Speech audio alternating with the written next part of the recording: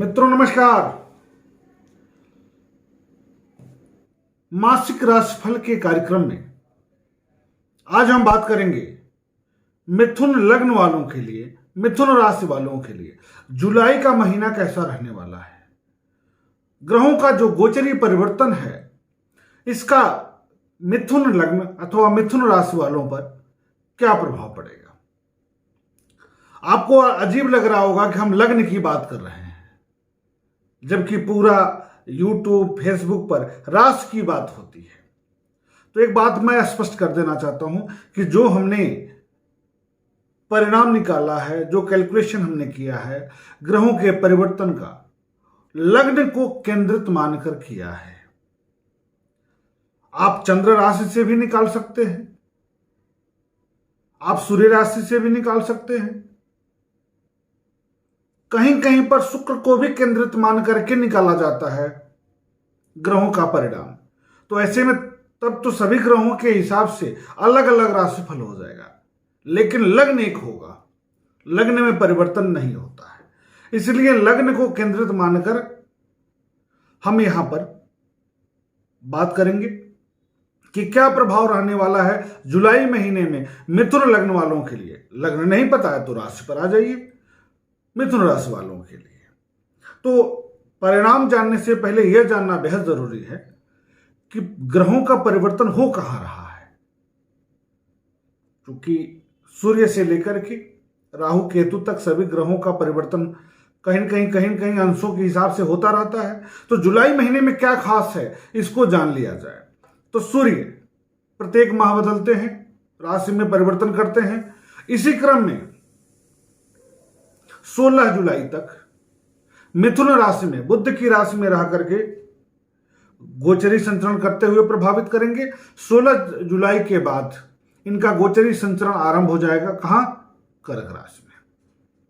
चंद्रमा का परिवर्तन लगभग 2.25 दिन तक चलता ही रहता है, आप सब जानते ही हैं। अब बात करते हैं मंगल के परिवर्तन का। तो मंगल का जो परिवर्तन हो रहा है वह 21 जुलाई तक कर्क राशि में नीच का होकर रहेंगे। उसके बाद ये सूर्य की राशि सिंह में प्रवेश कर जाएंगे। मंगल का नीचत्व भंग हो जाएगा, नीचता खत्म हो जाएगी।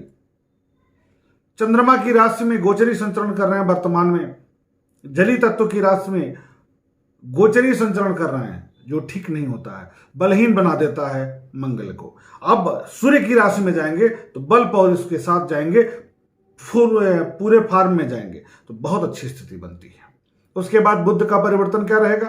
तो 6 जुलाई तक राहु के साथ वृष राशि में गोचरी संचरण करेंगे, 1 जुलाई से लेकर के 6 जुलाई तक।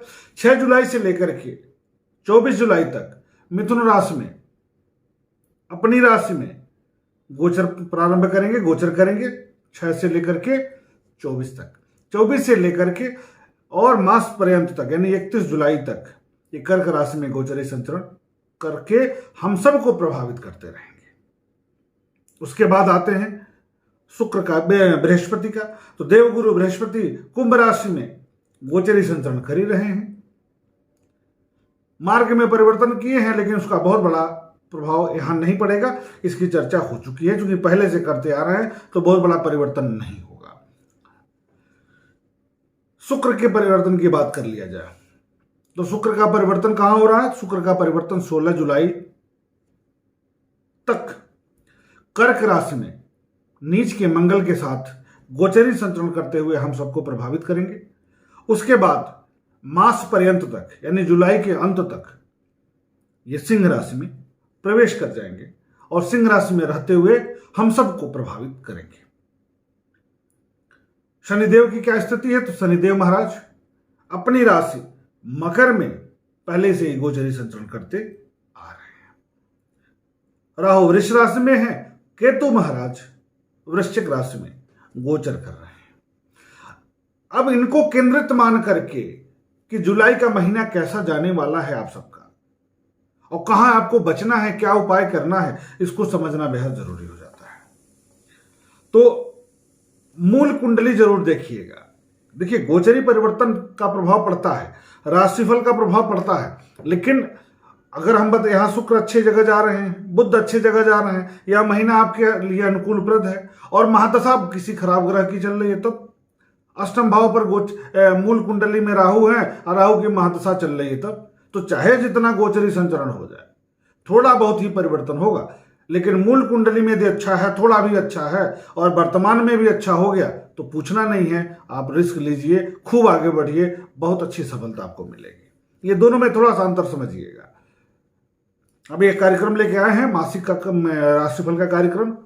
आप सब हमारे YouTube चैनल को सब्सक्राइब कर लीजिए, लाइक कर लीजिए, जिससे कि हम जो भी वीडियो आप लोगों तक पहुंचाना चाहें आसानी से पहुंच सके।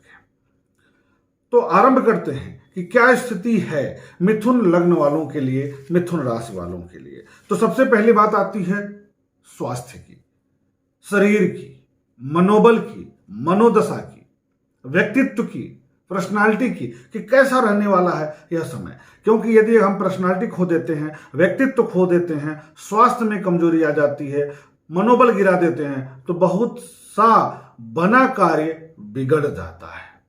तो सबसे पहला ध्यान देना होता है स्वास्थ्य के संदर्भ में। तो मिथुन लग्न अथवा मिथुन राशि वालों के लिए, यहां मिथुन की बात हम करेंगे तो आप समझ जाइएगा। मिथुन लग्न अथवा मिथुन राशि वालों के लिए लग्न भाव पर क्या प्रभाव पड़ेगा? लग्न पर तो अभी 1 जुलाई से लेकर 6 जुलाई तक लग्नेश जो बुध हैं वह व्यय भाव पर हैं, द्वादश भाव पर रहेंगे, राहु के साथ होंगे। तो इस अवधि में स्वास्थ्य पर खर्च बढ़ेगा, मनोबल में नकारात्मकता आएगी, निगेटिविटी आएगा, थोड़ा अवरोध की स्थिति महसूस होगी, एलर्जिकल समस्या होगा, स्किन एलर्जी हो सकती है।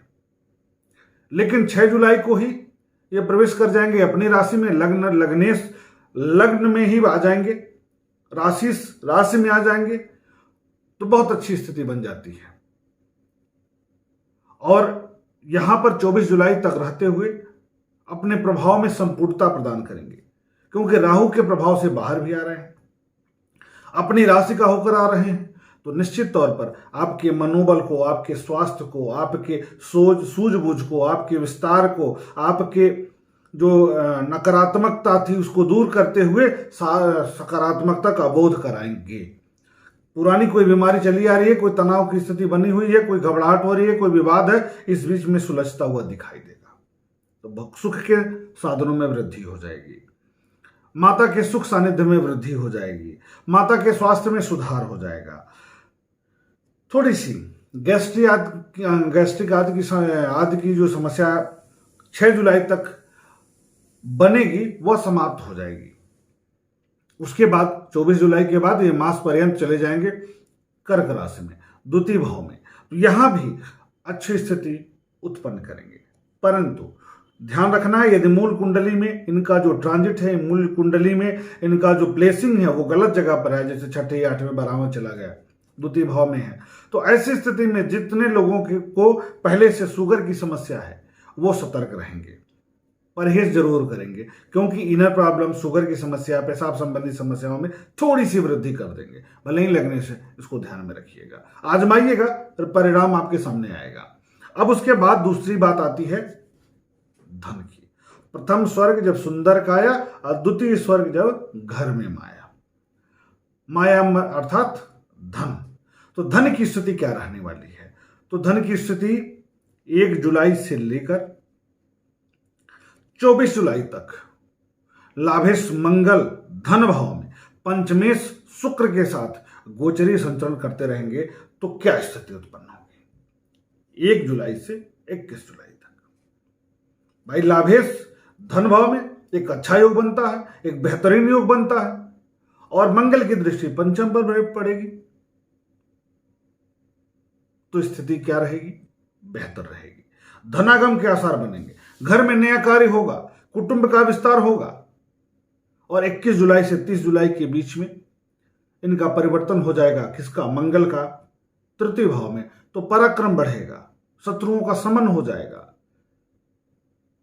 भाग्य में परिवर्तन होगा, सकारात्मकता का बोध होगा, एक सकारात्मक प्रगति की तरफ आप निश्चित तौर पर जाने वाले हैं। व्यापारिक विस्तार होगा, खर्च खूब होगा इस अवधि में। तो भाई व्यापार का विस्तार करेंगे तो खर्च होगा ही होगा। वाणिज्य व्यवसाय के क्षेत्र से जो लोग जुड़े हैं उनके लिए समय अनुकूलप्रद है, सकारात्मक है, प्रगति का मार्ग खोलने वाला है। चंद्रमा की स्थिति जब जब ठीक होगी तब तब आपके लिए बहुत अच्छा समय आएगा धन की दृष्टि से। जैसे अब बताएंगे हम, वीडियो में बने रहिएगा कि चंद्रमा कब कब खराब रहेंगे, उसको छोड़कर शेष समय आपके लिए अच्छा जाएगा। सरकारी क्षेत्र में जो लोग हैं उनके लिए 16 जुलाई तक, सरकारी क्षेत्र से जो लोग जुड़े हैं 16 जुलाई तक अच्छा रहने वाला है। इनके मनोबल में वृद्धि होने वाला है। क्यों? क्योंकि लग्न भाव पर ही विद्यमान होंगे सूर्य महाराज और पराक्रम के कारक होकर हैं, लग्नेश के मित्र हैं, इसलिए आपके प्रभुत्व में वृद्धि होगी, आपके कार्य क्षमता में वृद्धि होगी, विस्तार होगा। जो आपके उच्च पदस्थ अधिकारी हैं उनका मान सम्मान आपको मिलेगा, वो आपको एक बेहतर तरीके से सम्मान करेंगे आपके कार्यों का। 16 जुलाई से लेकर 31 जुलाई तक क्या करना है? वाणी पर संयम बरतना है। वाणी में तीव्रता आ सकती है, विशेष करके 16 जुलाई से लेकर 21 जुलाई के मध्य में आपको वाणी पर संयम बरतना है। एकदम आग उगलेंगे, गले की समस्या, पैर में चोट या दर्द की भी स्थिति उत्पन्न हो सकती है, ध्यान रखना है। और लेकिन धन की दृष्टि से यह समय अच्छा होगा। अगर आप वाणी पर संयम बरतते हैं तो धन की दृष्टि से यह समय बहुत ही अच्छा होगा। प्राइवेट सेक्टर में यदि काम करने वाले जो लोग हैं उनके लिए वरिष्ठ अधिकारियों का भी सहयोग सानिध्य प्राप्त होगा, इसमें दो राय नहीं है। धन की स्थिति हो गई। अब हम बात करेंगे लव अफेयर और दाम्पत्य जीवन कैसा रहने वाला है। तो जीवन साथी के साथ सहयोगपूर्ण रवैया बिल्कुल बना रहेगा। विवाह योग्य लोगों के लिए वैवाहिक संबंध स्थापित करने का अच्छा समय है, तय हो सकता है। इस बीच में यदि आप प्रयास करते हैं और मूल कुंडली में अच्छी दशा चल रही है तो यकीन मानिए कि इस अवधि में उस क्षेत्र में एक अच्छी प्रगति देखने को मिलेगी। अच्छी दशा चल रही है, मूल कुंडली में महादशा वगैरह बहुत अच्छी चल रही है, सकारात्मक चल रही है, पंचमेश की चल रही है, लगे द्वितीयेश की चल रही है, या फिर सप्तमेश की चल रही है, लग्नेश की चल रही है, नवमेश की चल रही है, दशमेश की चल रही है। ऐसी स्थिति में यदि ग्रह मजबूत स्थिति में भी है और विवाह योग्य आप विवाह नहीं हो रहा तो यकीन मानिए कि इस बीच में अफेयर के चांसेस बन जाएंगे। कहीं ना कहीं से आपका किसी से जुड़ाव बढ़ जाएगा। घर में नया कार्य होगा, सकारात्मक कार्य होगा, सुख का भाव इस अवधि में आपको बिल्कुल उत्पन्न होगा। दाम्पत्य जीवन बहुत अच्छा जाने वाला है। लेकिन 16 जुलाई के बाद इन संबंधों को संजो कर रखना है। 16 जुलाई के बाद अगर आप वाणी में तीव्रता लाते हैं तो थोड़ा सा संबंधों में खटास की स्थिति उत्पन्न हो जाएगी, तो आपको सतर्क रहना है। उसके बाद पढ़ाई की स्थिति क्या है, विद्यार्थियों के लिए समय कैसा रहने वाला है, इसकी बात हम करेंगे। तो विद्यार्थियों के लिए समय जो है अनुकूलप्रद रहेगा। 1 से लेकर 16 जुलाई तक मन में भटकाव की संभावना थोड़ी बनेगी। उसके बाद 17 जुलाई से लेकर के 31 जुलाई तक सकारात्मक प्रभाव बना रहेगा, प्रगति होगी। विद्या के क्षेत्र में एक सकारात्मक परिवर्तन देखने को मिलेगा। यदि आप साथ अपने सूझबूझ के साथ मनोदशा को ठीक करते हुए विशेष करके 6 जुलाई तक आपको मनोबल को बनाए रखना है। 6 जुलाई के बाद तो स्थितियों में परिवर्तन होगा, सकारात्मक परिवर्तन होगा, आपके निर्णय अच्छे जाएंगे। यदि आप सही ढंग से प्रयोग करते हैं अपने मन मस्तिष्क का, तो यह महीना, जुलाई का महीना, आपके विद्या के क्षेत्र में, डिग्री लेने के क्षेत्र में, कुछ सीखने के क्षेत्र में एक सकारात्मक प्रगति ग्रह देंगे। भाग्य का साथ कैसा प्राप्त होगा इसको समझ लिया जाए तो भाग्य का साथ सकारात्मक रूप से प्राप्त होगा। रुके हुए कार्य 21 जुलाई से लेकर 31 जुलाई तक तीव्रता के साथ बनेंगे। उसके पहले हो सकता है थोड़ा बहुत अवरोध हो, लेकिन 21 से लेकर 31 जुलाई के बीच में जो रुके हुए कार्य हैं वो तीव्रता के साथ बढ़ेंगे। इस बीच में खर्च बढ़ेगा, क्योंकि जब कार्यों में विस्तार होगा तो खर्च बढ़ने की स्थिति बनती ही है, इसलिए उसके लिए आप चिंतित न हो। धन आएगा, धन खर्च होगा। तो इस प्रकार मिथुन लग्न वालों के लिए, मिथुन राशि वालों के लिए समय सकारात्मक दिख रहा है, लेकिन वाणी पर संयम बरतना है, ये उपाय है। दूसरी बात, राहु का उपाय जरूर करिए इस संबंध में। राहु का उपाय यदि नहीं करते हैं तो थोड़ी सी स्थिति गड़बड़ रहेगी, खर्च बहुत ज्यादा होने लगेगा, सीने की तकलीफ होने लगेगी, घबराहट होने लगेगी। जैसे जैसे जब जब आपका लग्नेश बुध पीड़ित होंगे, राशि बुध पीड़ित होंगे, तब तब आपको, आपके लिए थोड़ी सी दिक्कत हो सकती है। हनुमान जी की आराधना करना है। मंगलवार के दिन हनुमान मंदिर में जाकर के आराधना करना है, निवेदन करना है, प्रभु से प्रार्थना करना है। अब चंद्रमा या आपकी मनोदशा कब गड़बड़ हो सकती है, मन में कब एक नकारात्मकता का भाव आ सकता है इस महीने में, इसको समझना बहुत जरूरी है। तो एक 6 जुलाई, 7 जुलाई, 19 जुलाई, 20 जुलाई, 21 जुलाई, 24 जुलाई और 25 जुलाई, इतने दिन तक मन अशांत होगा। उसके बाद मन में एक जोश रहेगा, एक सकारात्मक भाव रहेगा, कुछ करने का मन करेगा, इसमें दो राय नहीं है। प्रगति होगी, ईश्वर करें आप सब खूब कमाएं, खूब आनंदित रहें, प्रेम से रहें, सद्भावना पूर्वक रहें, आरोग्यता आपको प्राप्त हो। इसी कामना के साथ पुनः मिलते हैं हम अगले वीडियो के माध्यम से। तब तक के लिए शुभ नमस्कार।